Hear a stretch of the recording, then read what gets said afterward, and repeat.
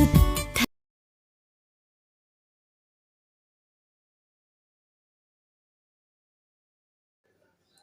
మరణాత అనుదిన మన్నా అనుదిన ఆధ్యాత్మిక వర్తమానాల శీర్షికను ప్రతి ఉదయకాలమందే మీ దాకా సిద్ధపరచుటకు తన జ్ఞానాన్ని తన వాక్యాన్ని నాకు ఇస్తున్న ఆ దేవునికి నా హృదయపూర్వక కృతజ్ఞతలు తెలియజేస్తున్నాను. అలాగే ఈ ఛానల్ని లైక్ చేస్తూ షేర్ చేస్తూ సబ్స్క్రైబ్ చేస్తున్న శ్రోతలందరికీ నా ధన్యవాదాలు.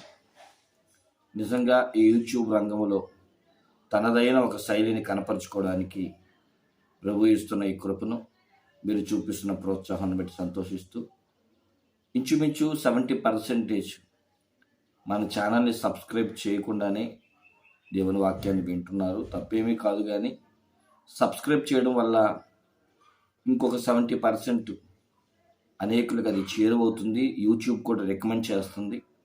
మీరు విన్న వాక్యాన్ని ఇదిగో ఎంతమంది విన్నారు, మీరు కూడా వినండి అని ఇతరులకు పరిచయం చేయడం వల్ల మనం కూడా దేవుని పనిలో పాలిభాగస్తులుగా ఉంటామనే విషయాన్ని నేను తెలియజేస్తున్నాను.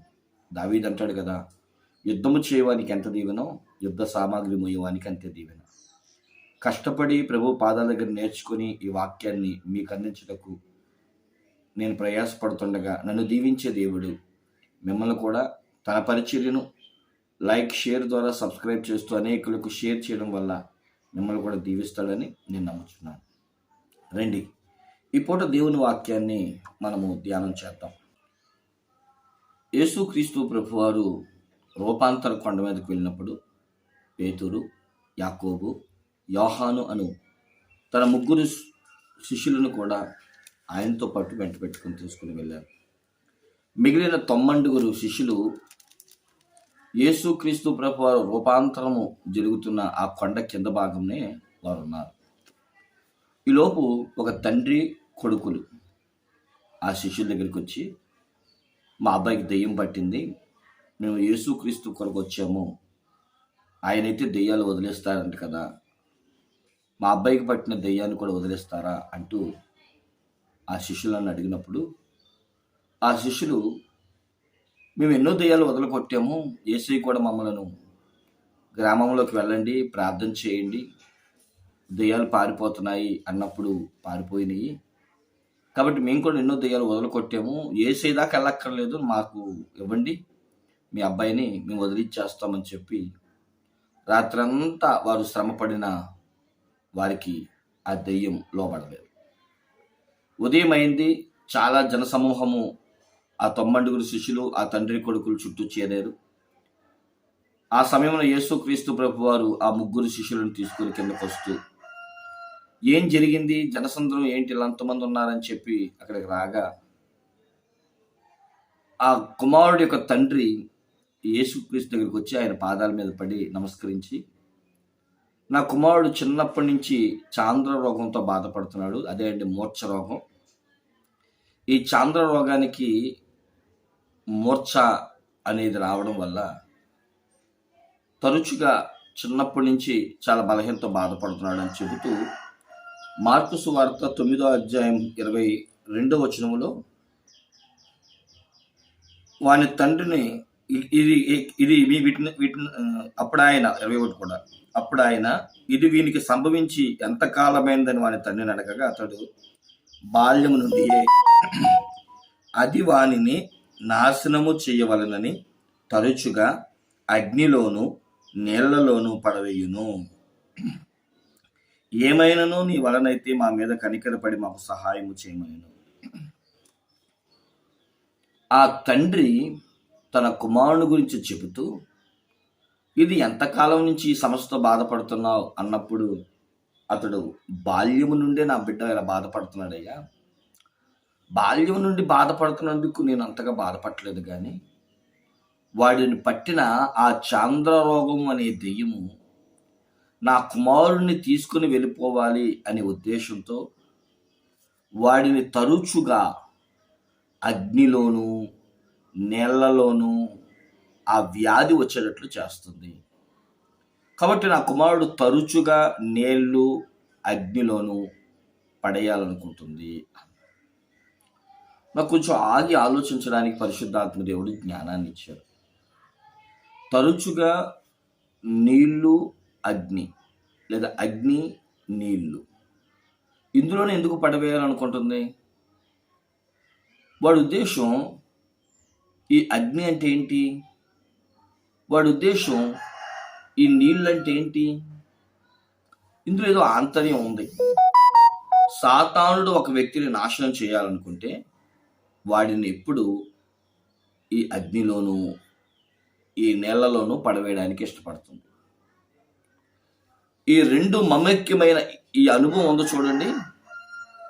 ఇది క్రైస్తవ జీవితంలో మనం నేర్చుకోవాల్సిందో పాఠం. అసలు నీళ్ళంటే ఏంటి? అగ్ని అంటే ఏంటి? ఎందుకు వాడు నీళ్లలోనూ అగ్నిలోనే పడవేయాలనుకుంటున్నాడు? బైబిల్లో ఒక మాట ఉంది. కీర్తనల గ్రంథం 66వ కీర్తన. కీర్తనల గ్రంథం 66వ కీర్తన 12వ చరణం కాడి నుంచి ఒకసారి చదువుతూ ఉంది.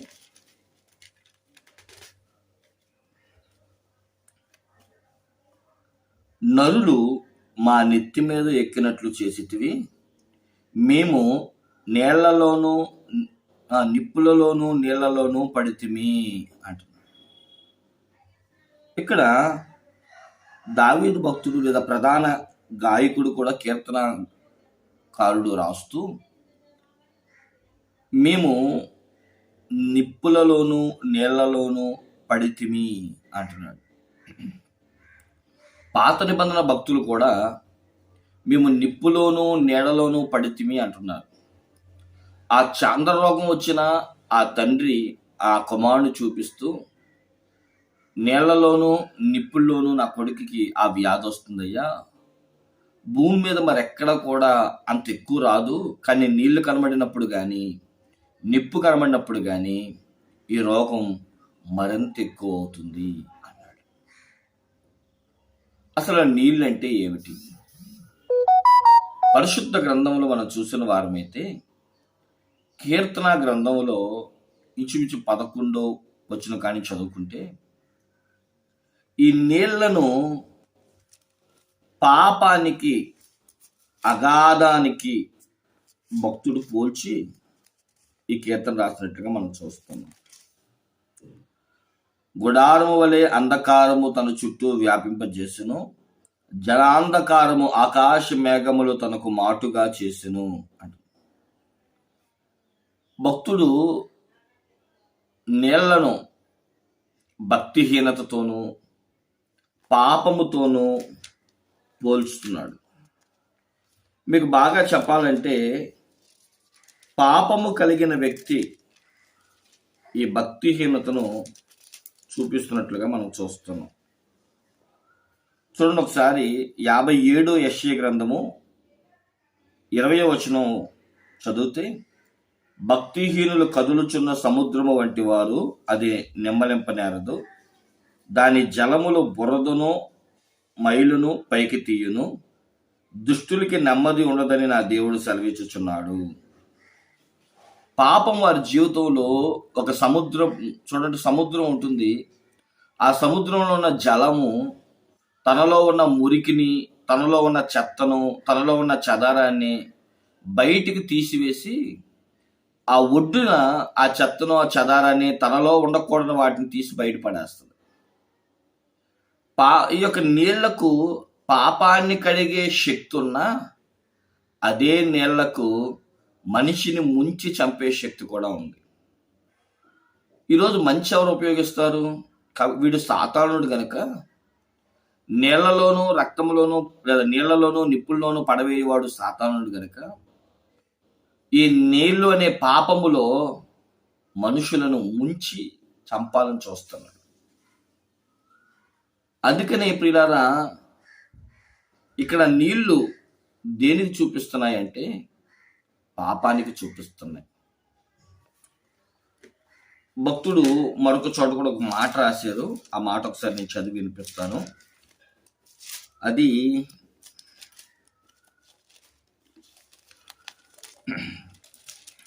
మనం ఒకసారి ఆగి ఆలోచిస్తే యాకోబు రాసిన పత్రిక అనుకుంటాం. యాకోబు రాసిన పత్రిక 1వ అధ్యాయం